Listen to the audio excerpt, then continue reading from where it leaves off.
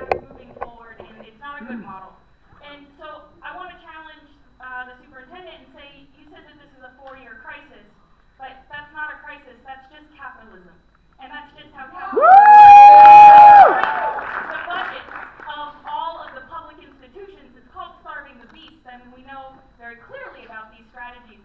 And the fight is not actually with Sacramento, the fight is with the banks that are trying to decrease all the kinds of ways in which we live, right? They're trying to shrink the housing market, they're trying to shrink our traveling budgets, they're trying to shrink all of the publicly funded institutions that we rely on as citizens. But while you chose to bring muscle here, I'm going to flex my head a little bit and let you know that I believe that every tuition and fee hike is actually a form of structural racism. Who are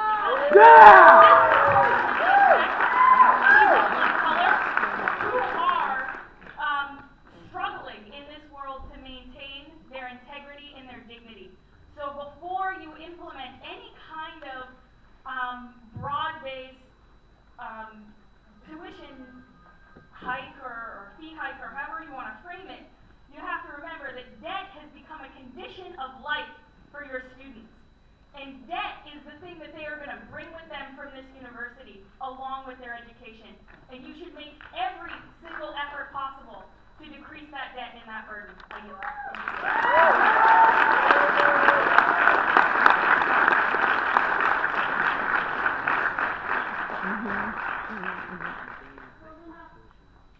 Good afternoon, Board of Trustees, and I really appreciate the time that you've given the public to come and speak to you on this issue. I'm a student at Los Angeles City College. I graduated last year with 2 degrees, one in humanities.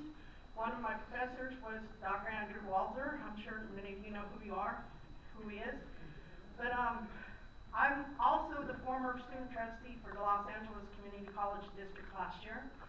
The Student Affairs Committee, which consists of 9 colleges, which is also the largest district in the nation, voted against Brownlee's bill. Why?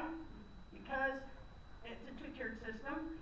It's also discriminatory against those who are in poverty. We also know those who are in poverty are mainly minorities. I also want to let you know I'm the voice of poverty. I've taken a 25-year journey to actually graduate last year with 2 degrees. I'm a mother of 2, a widow, also a former Cal Grant recipient. I know what I did with my Cal Grants. It was to support my family while I was in school. There is no way, knowing who I am as a single parent and as a former Cal Grant recipient, they cannot afford these classes that they're saying that people can afford. Those classes are by those who are affluent, which are a majority of white people. Yeah. Now, unless you're telling us that SMC only has white people in your school, then you need to rethink the structure. I know I'm not trying to be demeaning or insulting, but these are facts. And I know you guys are fully aware of that. I also know how stressful it is sitting on that side. We had a similar issue last year. In fact, it was my last board meeting where we had to address the issue of whether or not to support Brownlee's bill. It was strongly opposed. I encourage you to not only postpone this, but not to consider it at all, but to find other means and other solutions outside of what I view as not only a social and economic issue, but a discriminatory one as well. Thank you for your time.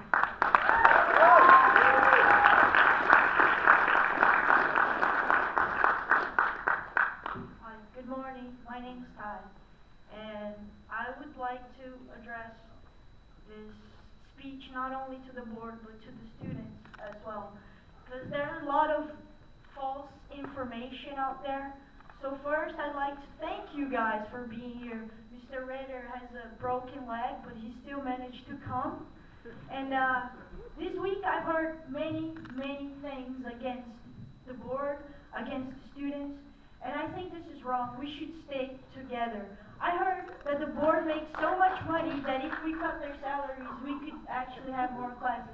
But no, do you actually know that they're volunteering? Yeah, They're exactly. And they're listening to us for an hour and a half just because they care. Absolutely. So when you guys approve the contract, you wanted to help us out. Unfortunately, that's not how all students see it, and that is not going to help all the students. And I think the problem here is communication. You didn't know that. For you were helping. And, I think I'd really like to talk to Mr. Scuderi, who's not here. He's the gap between you guys and us. He's responsible to tell us what's going on, what's going to pass, and what's not going to pass. He's responsible to tell you, hey, no, we don't want these classes. Or yes, this is what we want. I think we all should get together, the board, the staff, and the students, to come up with a solution and not be against each other. And the student member of the board, he should also be present here, and he should take the leadership on this union. So that's it. Thank you very much.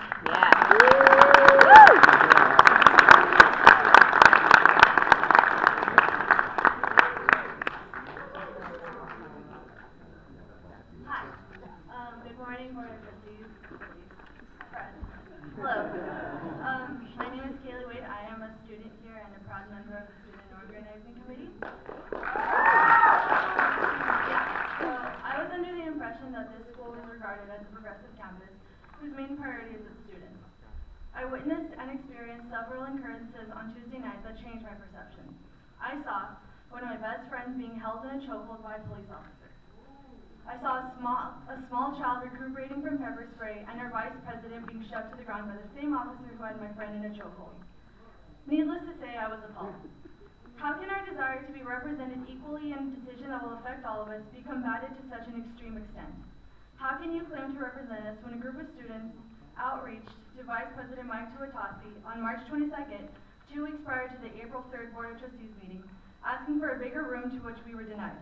Would this have been so difficult?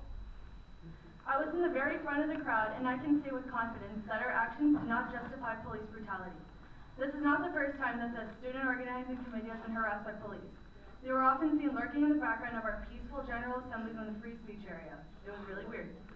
We want a dialogue through the referendum, we want our voices heard, and we want contract education to be stopped because it tarnishes the values of the community college system. Thank you.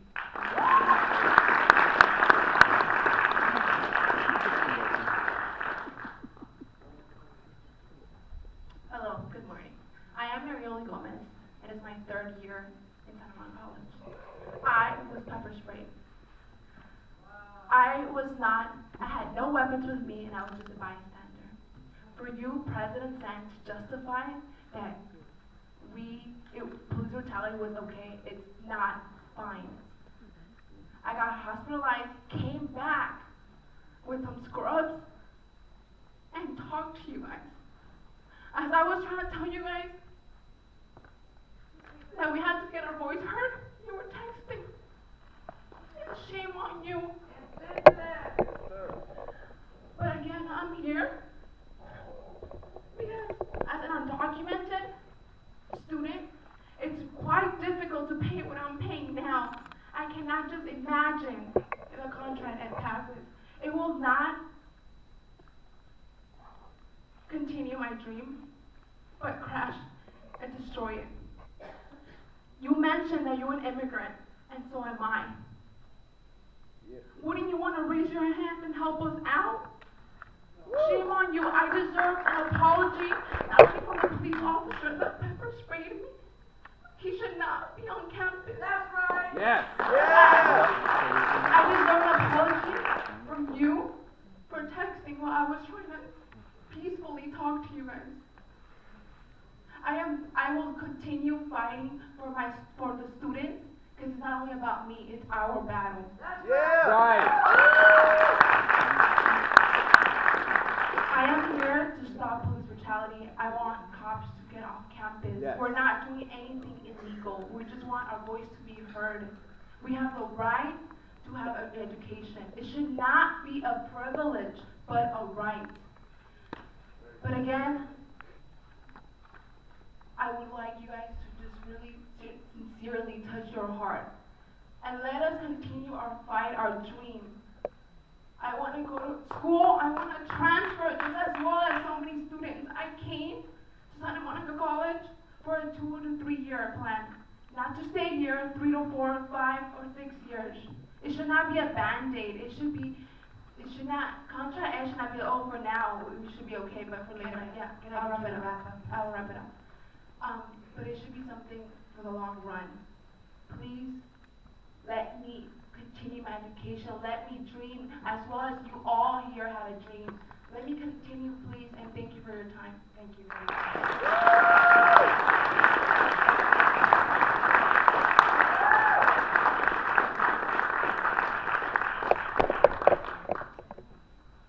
Hi, my name is Tomas Morales, and this is actually my first time being in front of everyone, so I'm kind of nervous. But this is my first year at Santa Monica. I decided to come here because of my brothers and my sisters. I guess I'm a first generation. I'm a child out of 8. My family is 8. I'm one out of 6 children. And out of those 3 children, or 6 children, 3 of them are undocumented. And my father has to work on his needs, mom, and pay for their education. And the fact that he has struggled for them, and now that contract that is passing is going to hurt me as well. Because people talk so much about education and go get your certificate and go get your PhD because that's what we need. You taking away my education, and if you pass contract ed, you're taking my future away, and not just mine, but my brothers and my sisters, or my young siblings. I'm here with the students. I stand with them, and I wouldn't want any of this to pass. I would tell you to stop contract ed, to not even consider it, because it's taking away the rights from many students. It's taking away their lives. It's taking away the dreams. And supposedly America was for dreams, and you're here to live and for a better future. Well, if you don't have an education, how do you think we're going to be able to live? My dad is on his knees cleaning floors, and it's hard, and I do that with him. So please don't pass contract ed. Thank you.